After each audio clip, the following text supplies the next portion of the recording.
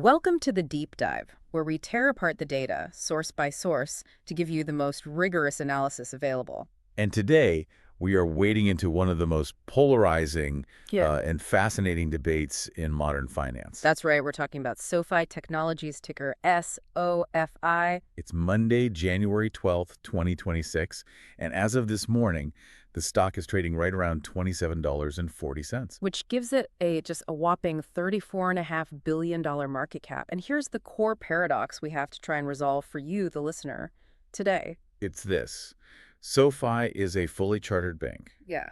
I mean, it has to follow all the stringent banking regulations. Right. But the market values it and prices it like it's an elite, high-growth software company. Okay, let's unpack this because it's a huge contradiction. We've compiled a mountain of data. A mountain is right. We've got the Q3 2025 earnings, which, confirmed a very strong growth trajectory. We've also got the details on that incredibly controversial $1.5 billion equity raise that just hit the tape a few weeks ago. And on top of that, we have critical macro analysis looking at 2026 interest rates and potential consumer pressure. Our mission today is simple, but it's profoundly challenging. We are going to subject this high-velocity, high-multiple fintech to the unyielding, the uncompromising discipline of Warren Buffett's value investing principles. Exactly. We're not looking for a quick trade here. We're not looking for some meme stock run-up that's just fueled by hype. We are looking for durability. We're looking for intrinsic value. We need to determine if this company has the structural advantages to be a true compounder. A business with a durable competitive advantage, a moat that can consistently reinvest capital at high rates of return for decades. Or, and this is the fear, you can see it priced into the short float in the skeptical analyst reports, is it merely a cigar butt? That's a Ben Graham term, right? It is. A mediocre, cyclical lending business that's just wrapped up in a shiny technological narrative that's already running out of puffs. The sources are pretty clear on this. The current price, $27.40, is pricing in perfection. It means there's virtually no margin of safety. Unless you believe wholeheartedly in the durability of its unique structural advantages. So we are diving in now to see what the data truly says. Grab your notes. Let's get into the analysis. Part 1, Chapters 1 to 3, Business, Management, and Financials. Chapter 1, Business Understanding. All right, so the foundational question for SoFi, this multi-billion-dollar identity crisis we mentioned, is really about what it is. Is it a bank that just happens to use technology? Or is it a technology platform that happens to have a banking license?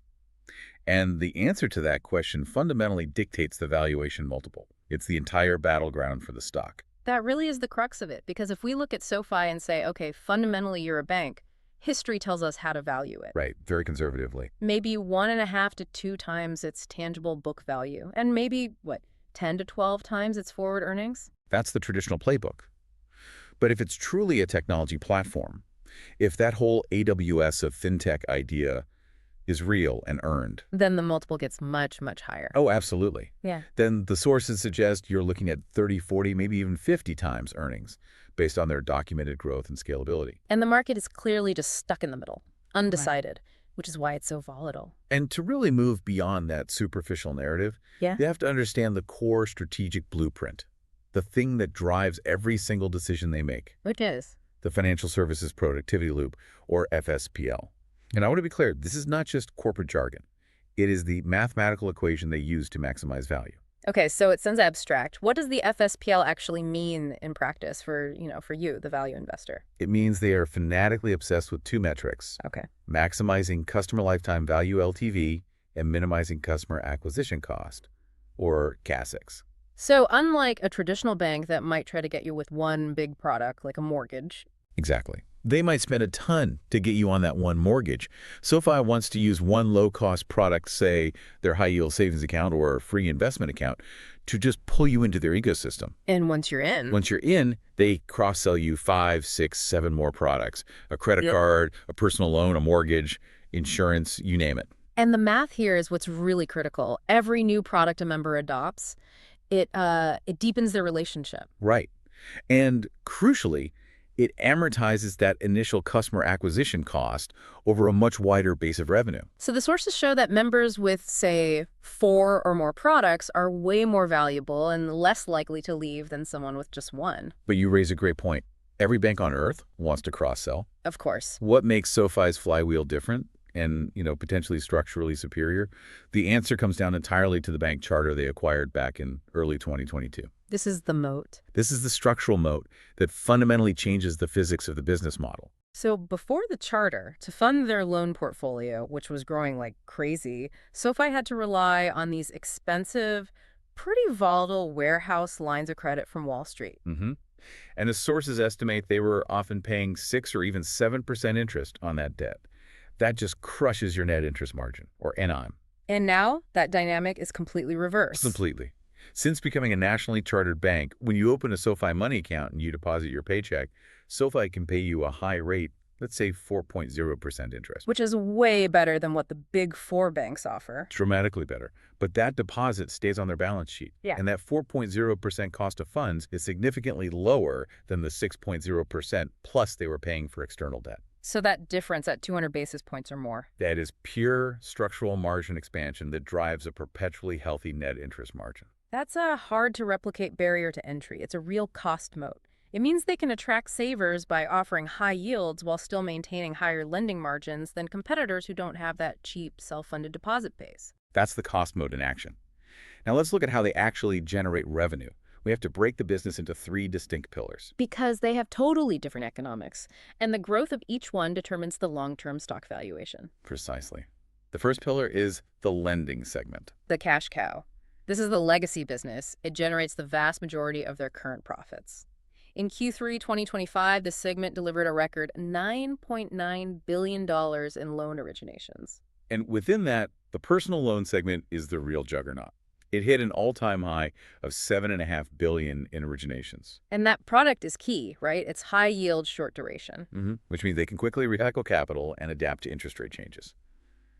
The student loan segment, which was basically frozen for years by the federal moratoriums, is finally thawing. It showed a really robust year-over-year increase of 58% to $1.5 billion. We shouldn't overlook home loans either, even though it's smaller.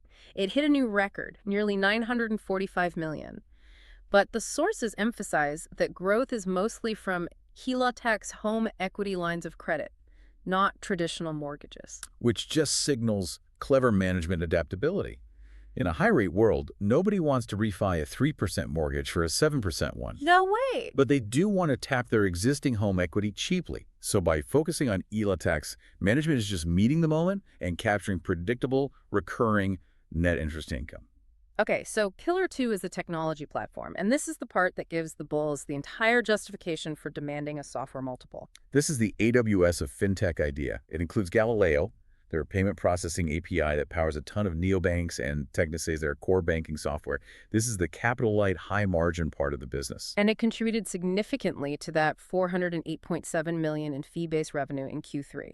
The theory is that it scales globally with almost no incremental cost. Right, generating high-margin fees that insulate the business from the volatility of rate spreads. But, and this is a huge but, this is where the sources raise a critical red alarm that challenges the entire growth thesis. That's a big one. In Q3 2025, total technology platform accounts, they actually decreased by 1% down to 158 million. So management tried to explain it away, saying they purged low-value, inactive accounts. But it doesn't really matter. The simple fact is that if your core platform is meant to be a high-growth utility, the AWS parallel the bulls constantly use, a shrinking user base fundamentally contradicts the growth narrative. A narrative that supports the current stock price. Absolutely. For you, the listener, this 1% decline is a crucial metric. It must be watched all through 2026. If that platform stalls, the tech multiple collapses. And you're left with just an expensive bank. Agreed. If the tech platform doesn't grow, the whole compounder story is severely damaged. The third pillar, however, is where the immediate operating leverage is really showing up. And that's the financial services segment, the consumer-facing ecosystem. SoFi Money, Invest, the credit card. This segment was the money incinerator for years. I mean, it cost hundreds of millions to build out the app and infrastructure. But now we're seeing the payoff. In Q3 2025, the sources show net revenues surged 76% year over year to $419.6 million. And here is the key operating detail that feeds that compounder thesis. The contribution margin for financial services expanded significantly to 54%. 54%. That 54% margin is the classic software J-curve playing out right in front of us. They paid the huge fixed costs to build the platform. And now every new dollar of revenue, every new member signing up for a credit card, is dropping heavily 54 cents on the dollar to the bottom line. This is the financial proof of the operating leverage you needed to justify that high valuation. So, wrapping up the business model, does SoFi have a real moat in the Buffett sense, something to protect its profits from competitors? The sources suggest there are three interlocking moats. First, the cost moat from the bank charter. That structural funding advantage we talked about, cheap deposits versus expensive debt. The second is what you could call a risk-adjusted margin moat. This is created by the super app itself. How so? Because SoFi offers everything, banking, investing, lending. They gather superior data on their users' cash flow, their spending habits, their behavior. It goes way beyond what a traditional credit bureau offers. So that data advantage lets them underwrite better. Precisely. Yeah. Which leads to significantly lower charge-offs and healthier margins than competitors who are just relying on a FICO score. Yeah. They know who you are and how you manage your money, which allows them to lend more profitably. And the third moat? The intangible brand moat. They have successfully positioned themselves as the financial partner for ambitious people, the Henry demographic. And that's constantly reinforced by the visibility of SoFi Stadium in LA. Right. It gives them a legitimate Tier 1 financial brand perception. That's something that's really hard for newer fintechs to achieve and almost impossible for most legacy banks to replicate with younger customers. Chapter 2, Management Evaluation. Warren Buffett famously says he likes businesses so wonderful that an idiot can run them because, eventually one will. Yeah. Right. SoFi is not that business. It's complex, it's high velocity, it's highly regulated, it requires an exceptional operator at the helm. So buying SoFi at $27.40 is fundamentally a bet on the jockey. CEO Anthony Noto. And Noto's resume is, well, it's truly exceptional. It suggests exactly the kind of discipline and financial sophistication you need here. It's a unique blend of military rigor. He's a West Point grad, a former Army Ranger. Combined with deep Wall Street and tech expertise. He was a partner at Goldman Sachs running technology, media, and telecom banking. Then CFO of the NFL, and former CFO and COO of Twitter. That track record just checks every single box for a business that's a bank, a tech company, and a consumer brand all at once. And the sources heavily highlight his track record in crisis management. That's a crucial qualitative factor. He took over in 2018 during that very public toxic culture crisis and did a complete internal cleanup. And then the federal student loan moratorium hit. I mean, that was a literal existential threat that froze the company's core asset generation overnight. And instead of folding or panicking, Noto aggressively pivoted capital and focus into personal loans and expanding the financial services division. He didn't just wait for the student loan business to come back. He built two new pillars while the old one was dormant. Successfully navigating two major existential threats, one internal, one external. That's a powerful checkmark for management integrity and competence in the Buffett playbook. It is. But now we have to address the big controversy that just hit the tape and, caused some market hesitation. The $1.5 billion equity raise from early January 2026. This is a classic capital allocation puzzle. The details are pretty straightforward. SoFi sold about 54.5 million shares at $27.50, raising $1.5 billion. And the immediate market reaction was negative. Because dilution is inherently seen as bad for existing shareholders. Your slice of the future profit pie just got smaller. Right. And management's justification was a bit vague. They cited general corporate purposes, enhancing capital position, strategic opportunities. That vagueness is always frustrating for investors. Right. Let's break down the bull view versus the bear view on this, because this is where Noto is either a genius or, deeply misguided. The bull view is rooted in banking necessity. It's tied directly to the speed of that FSPL we talked about. SoFi is originating loans incredibly fast. Almost $10 billion a quarter. And banks have to maintain mandatory regulatory capital ratios against those growing assets. So if SoFi's loan demand is outstripping its internal capital generation, they have to raise external equity to satisfy regulators and just keep lending at that pace. The key here is deployment then. It's all about deployment. If Noto can deploy that $1.5 billion immediately into new loans at a high return on equity, say 20% or better, the dilution quickly becomes accretive over time. It generates more earnings per share than the shares they issued. So the bulls say he's just building up the fortress to seize market share while competitors are pulling back. Exactly. Conversely, the bear view is rooted in suspicion. Why raise $1.5 billion when you just reported your 8th consecutive quarter of GAAP profitability? You had $139 million in net income in Q3. Is there a hole in the balance sheet they aren't telling us about? Maybe related to future credit normalization? Or even more concerning, are they prepping for a big, expensive acquisition that could destroy shareholder value? Noto generally hates dilution. He's said as much on calls before. So this move suggests a high degree of urgency, whether it's regulatory or strategic. For a value investor, we have to demand accountability here.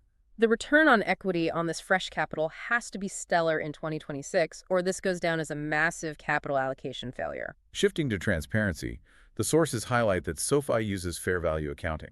And this is a critical distinction from traditional banks. It's really important to understand the implications for volatility. So traditional banks use amortized cost accounting. They hold loans on the books at what they paid for them, and they rarely adjust the value until it's paid off or charged off. Right. SoFi, though, marks its loans to market value every single quarter. And the consequence of that is increased volatility. Huge volatility. As the sources put it, if the bond market sneezes, SoFi catches a cold. If interest rates shift rapidly, or if the broader bond market gets nervous about consumer credit risk, SoFi's stated earnings can swing around way more than a traditional bank's. But the flip side is that transparency we talked about. This method arguably gives investors a much clearer, more up-to-date picture of the true value and risk in the loan book. It forces management to confront reality every quarter. There's no hiding. And speaking of true value, despite all the controversies, we have to look at the key proxy for intrinsic value, tangible book value per share. And despite the rapid growth and complexity, the TBV per share has been growing steadily. It hit $5.97 per share by Q4 2025. So at growth and underlying book value is the ultimate signal that management's decisions, even the controversial equity raise, are structurally increasing the liquidation value of the business for the shareholder. Chapter 3, Financial Health. Accounting is the language of business. And the financials here tell a really clear story of a successful business model transformation. For years, the narrative around SoFi was that they were just chasing growth at all costs, ignoring profitability. Right, burning cash. But the Q3 2025 income statement suggests that model has successfully turned the corner. The growth is still highly impressive, which, it has to be to justify the valuation. Total GAAP net revenue was $962 million, up 38% year over year. But for a value investor, the quality of that growth is just as important as the quantity. And what's fascinating here is the surge in fee-based revenue. That's the capital light part of the business. It hit a record $409 million. A 50% increase year over year. And that diversification drastically reduces their reliance on the interest rate spread from the lending segment. It makes them a more resilient business, no matter what the Fed does with rates in 2026. And the bottom line confirms that transformation. GAAP net income was $139 million. Which marked the 8th consecutive quarter of GAAP profitability. That consistency is crucial. It suggests the business model has achieved escape velocity. It's generating enough internal, sustainable cash flow to fuel its own operations, although we have to acknowledge that recent $1.5 billion raise complicates that story a little. It does. But we can apply a metric from the software world, the rule of 40, to gauge the quality of their growth and profitability combined. Okay, so that metric combines the revenue growth rate with the profit margin. Right, so FI scores an astounding 67. That's 38% growth, plus a 29% adjusted EBITDA margin. And a score of 40 is typically what separates a stable, successful software company from a struggling one. So 67 is an elite growth tier. It far exceeds the threshold, which validates the quality of their metrics despite a lower valuation multiple compared to pure tech stocks. It's powerful evidence for the compounder thesis. Okay, turning to the balance sheet. Buffett always wants a fortress. In Q3 2025, SoFi reported $8.8 billion in total equity. Tangible book value, as we said, $5.97 per share. But for a lender, the quality of the assets is maybe the single most important detail. What happens to the loans they issue? And the sources confirm the fundamental success of that Henry strategy: high earners, not rich yet. By focusing on high-quality borrowers with excellent FICO scores and verified high income, their asset quality is exceptionally strong compared to subprime lenders. We can see that in the metrics. Personal loan net charge-offs, NCOs, were low at 2.6%. And student loan NCOs were even lower at 0.69%. These figures are very low, and they confirm the validity of their data-driven underwriting. In an environment where the broader consumer is showing signs of stress, SoFi's ability to maintain these low NCOs is a powerful defense against those broader credit crunch concerns. It is. So we have undeniable growth, confirmed profitability, and strong asset quality. Now comes the ultimate hurdle, valuation. With the price at $27.40, how does a disciplined value investor rationalize buying a stock that has already priced in so much success? The standard metrics show the dilemma pretty clearly. If we look at price to tangible book value, SoFi trades at about 4.6 times. Compare that to a stable blue-chip bank like JP Morgan Chase, which trades closer to 1.5 to 2 times book value. SoFi is very expensive relative to established banks. And if you look at earnings, the forward PE ratio, based on optimistic 2026 estimates, is roughly 46 times. And compare that to another lender, maybe Lending Club, which trades closer to 13.7 times earnings. SoFi is expensive relative to both traditional banks and many of its direct lending peers. This is where the discounted cash flow, the DCF perspective, becomes really useful for the listener. Right. The current price of $27.40 implies the market is pricing in persistent high growth, specifically a 25% compound annual growth rate for the next 5 years. Which just happens to align with management's most ambitious guidance. And here's where it gets really interesting. It requires some deep thought. If that growth trajectory falters, let's say the CGR slows to 10% because of macro headwinds, or the tech platform fails to grow, or regulatory caps on their return on equity, then the sources indicate the stock is immediately overvalued by 50% or more. Wow. The implication is profound. The margin of safety is incredibly narrow. It relies entirely on flawless execution and hitting those optimistic growth targets year after year. So you're not buying a deep value cigar butt below its liquidation value. You are paying for the compounder story today. And if that story doesn't fully materialize, the price corrects, and it corrects violently. Like and subscribe to Stock Analytics AI. Apologies to all members. We have been demonetized by YouTube for repetitive content. They clearly don't understand what we are doing here. The good news is that we are going to continue.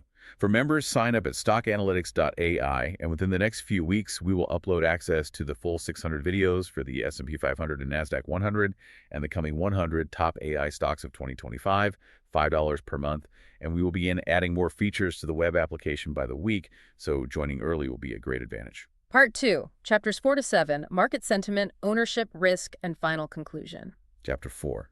Market sentiment. As Benjamin Graham taught us, in the short term, the market is a voting machine, not a weighing machine.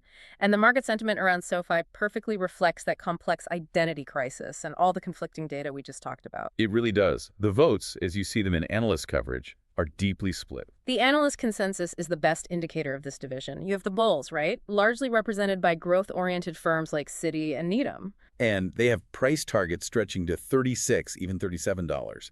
Their valuation is completely underpinned by the belief in the platform story. They believe that accelerating operating leverage we saw in financial services will ultimately win out and justify that higher software multiple. They're looking at that Rule of 40 score of 67 and saying that is the correct way to value this company. Conversely, you have the bears, exemplified by firms like Bank of America. They rate it underperform with a much lower target of $20.50. And their core thesis just rejects the tech narrative. They assert that the valuation is simply too rich for what is, at its heart, a cyclical lender. They see that recent $1.5 billion capital raise as a major red flag. Either an admission of balance sheet weakness or just an egregious dilution event that penalizes shareholders. And what's fascinating is the result of all these conflicting views.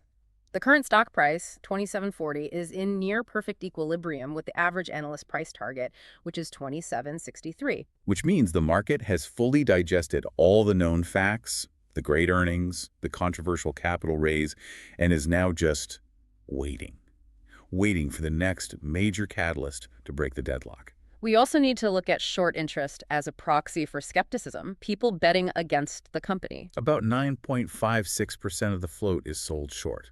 That's a significant number. It is. It clearly shows there is intelligent skepticism out there.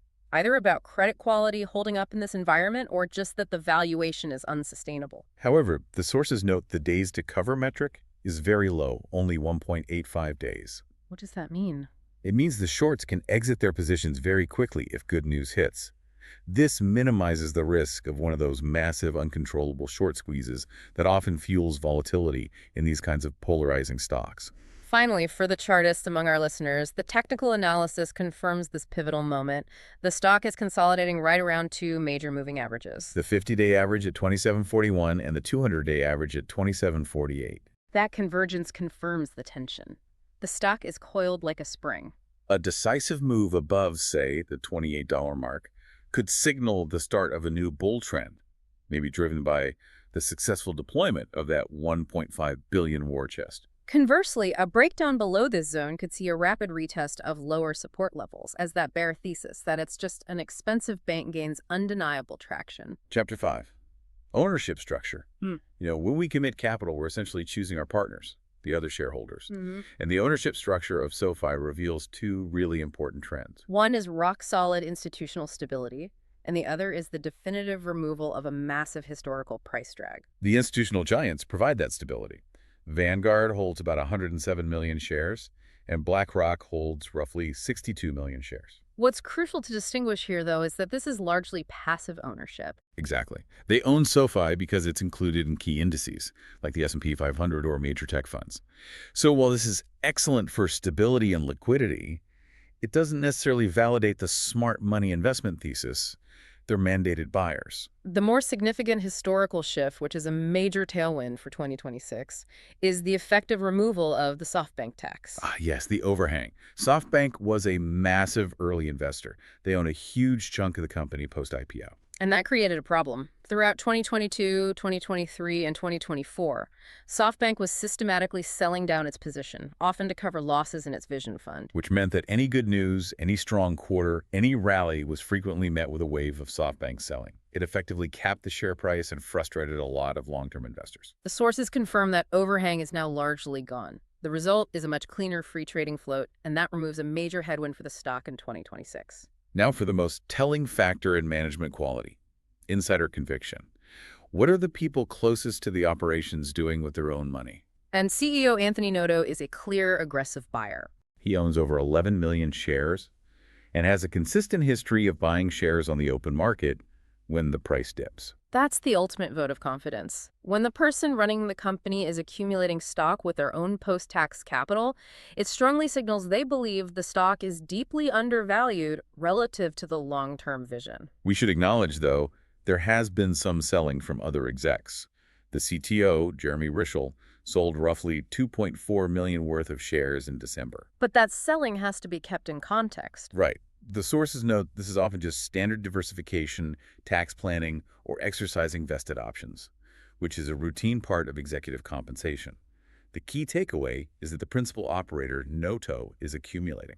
The buying conviction at the top is undeniable. Chapter 6. Risk assessment. A value investor spends 90% of their time focused on what can go wrong. And this is especially true when you're buying a high multiple stock like SoFi. You have to. We have to subject this entire thesis to the rigorous SWOT framework strengths, weaknesses, opportunities, and threats to properly assess the risks embedded in this $27 price tag. Okay, starting with strengths. These are the internal moats we've already established. Right. They include the structural margin advantage from the bank charter, the high degree of diversified revenue streams, and that high net promoter score and brand loyalty among the Henry demographic. The weaknesses, however, are critical threats to the bull thesis because they're internal, they're controllable. And the single biggest concern is that stagnation in the technology platform. That 1% decline in the total account base in Q3. It's a huge existential threat to the valuation thesis. If the platform doesn't grow, the stock is just an expensive, cyclical lender. And secondly, the sources note the complexity and volatility from fair value accounting. While it's transparent, it makes forecasting earnings and managing investor expectations significantly harder. Investors hate volatility. And fair value accounting delivers it every single quarter. Okay, on the opportunity side, there are clear, multi-billion-dollar growth levers still out there. The immense wealth transfer expected from the boomer generation. We're talking trillions of dollars moving to the digitally native generations that SoFi serves.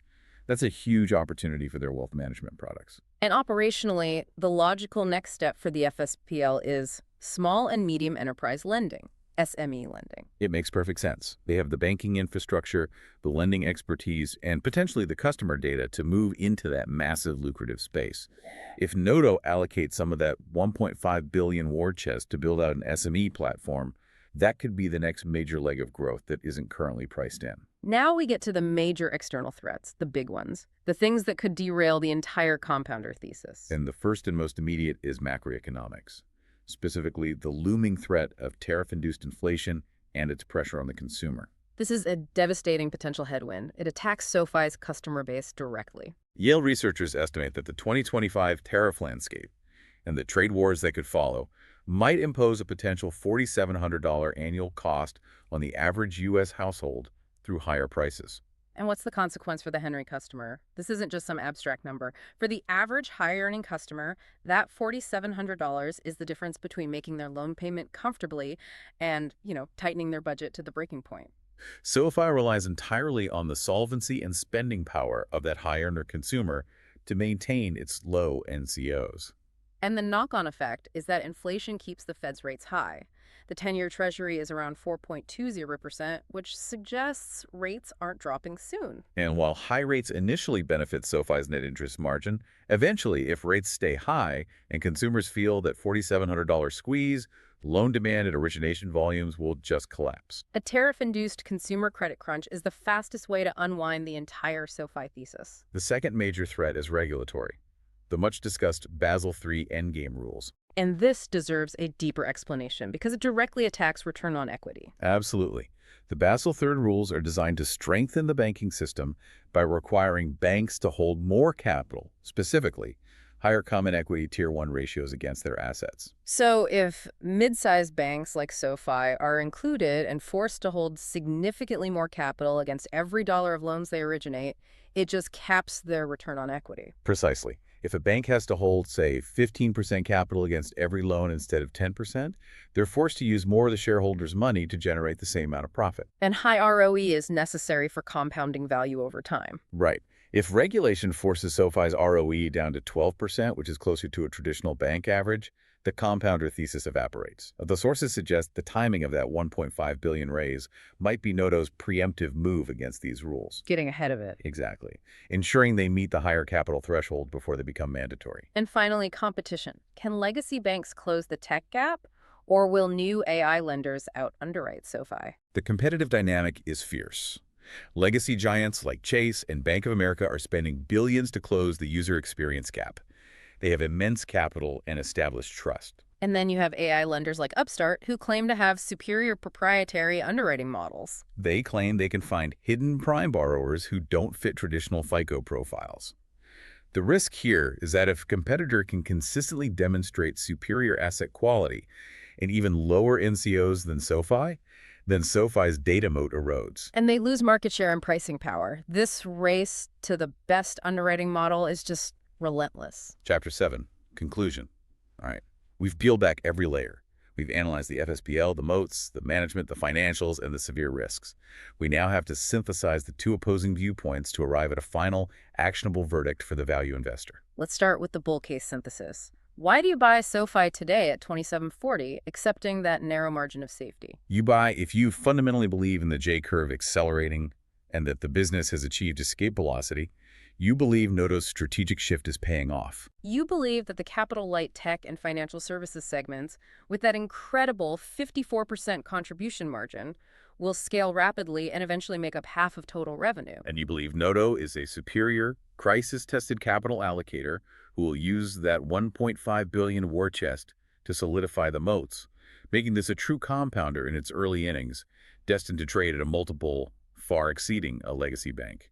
Okay, and the bear case synthesis. Why do you sell or avoid this stock entirely? You sell if you view SoFi as a cyclical, expensive lender, currently priced for perfection at 4.6 times tangible book value. You fear that the shrinking tech platform account base is the proof that the tech story is failing, leaving you with just an overpriced bank. And the risk of a tariff-induced consumer credit crunch, combined with the severe regulatory cap on ROE from Basel III, is just too high a macro risk to ignore. So where does the disciplined value investor land? Is it a compounder or is it a cigar butt? Well, it is clearly not a traditional deep value stock. It doesn't trade below book value. It pays no dividend. Right.